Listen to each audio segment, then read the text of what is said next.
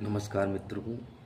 आज हम इस बात पर चर्चा करेंगे कि जो डायरेक्ट सिर्फ़ और सिर्फ इंटरव्यू आधारित भर्तियां होती हैं, क्या वो बंद होनी चाहिए कि नहीं बंद होनी चाहिए।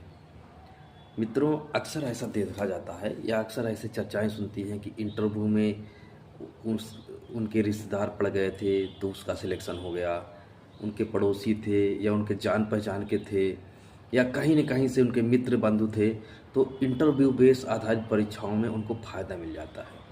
वास्तव में ये बहुत बड़ी बात है कि क्या 10 मिनट, 15 मिनट, आधे घंटे के इंटरव्यू मात्र से क्या किसी व्यक्ति की योग्यता का निर्धारण हो सकता है? या दूसरी सबसे महत्वपूर्ण बात है कि क्या ये पारदर्शी है? भाई, इंटरव्यू बोर्ड में 2 लोग, 3 लोग, 5 लोग बैठे हुए हैं और 10 मिनट में उन्होंने डिसाइड कर लिया कि किस कैंडिडेट को हमको सिलेक्ट करना है। ये वास्तव में प्रक्रिया ठीक नहीं है। हमारा ये मानना है कि चाहे कोई भी परीक्षा हो, इंटरव्यू हो, लेकिन उसके साथ साथ लिखित परीक्षा अनिवार्य होनी चाहिए।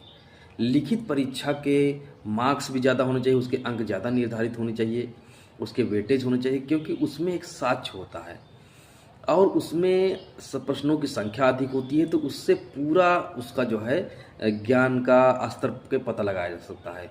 अगर आपने 10 क्वेश्चन पूछ दिया, उसने बताया तो ठीक है, नहीं बताया तो ठीक है, और अगर किसी व्यक्ति ने 10 में से 8-9 क्वेश्चन बता भी दिया तो भी आप उसके पूर्ण ज्ञान का अंदाज़ा नहीं लगा सकते, क्योंकि अगर किसी महत्वपूर्ण पोस्ट पर किसी व्यक्ति को बैठा रहे हैं तो उसको हर तरीके से प्रश्न उससे पूछना ज़रूरी है। मान लीजिए इतिहास से पूछा आपने, भूगोल से नहीं पूछा, भूगोल से पूछा तो संविधान से नहीं पूछा, संविधान से नहीं पूछा तो विज्ञान से नहीं पूछा, या मान लिया कोई विशिष्ट चीज़ की परीक्षा है या मेडिकल लाइन की परीक्षा है, इंजीनियरिंग लाइन की, तो आपने मेडिकल लाइन में ही कुछ बिंदुओं को पूछा, कुछ बिंदुओं को आपने नहीं पूछा, बाकी सब ऐसे ही रह गए। उसका इत्तेफाक हो गया कि उसको वो बिंदु आते थे और उसका सिलेक्शन हो गया। तो ये एक तरीके से भाग्य पर आधारित हो जाता है। दूसरी बात ये जो है परीक्षार्थियों में असंतोष पैदा करता है कि कहीं न कहीं हमारे साथ गलत हुआ है, और इंटरव्यू आधारित परीक्षा को अधिकतम परीक्षार्थी गलत मानते हैं।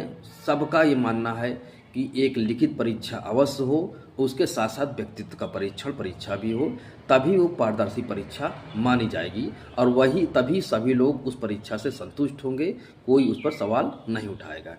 बहुत बहुत धन्यवाद मित्रों, धन्यवाद।